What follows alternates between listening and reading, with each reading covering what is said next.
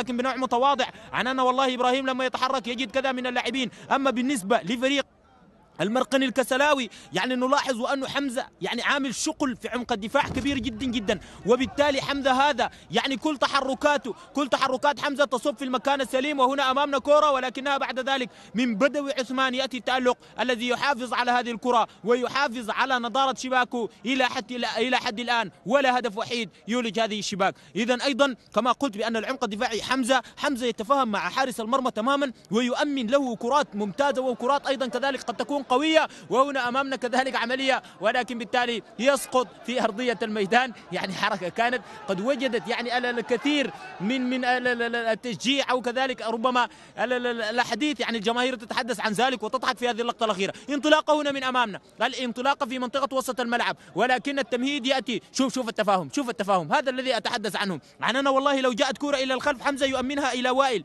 يعني حمزة لا يتعامل معها ولكنه يعرف كيف يؤمنها للحارس، وهذا في يعني حد ذاته يعني يحسسنا بأن هنالك يعني فترة زمنية ليست بالقليلة حتى تعود كل اللاعبين على بعضهم. وهذا كذلك إن دل إنما يدل على كثرة التمارين وكثرة اللقاءات التي تقرب اللاعبين فيما بينهم من أجل الاستعراض. ترجع الكرة الآن في انطلاقة متواجدة هذه الكرة، ولكن بعد ذلك هل ستفسخ هذه الكرة؟ ولكن أيضا المتابعة حاضرة.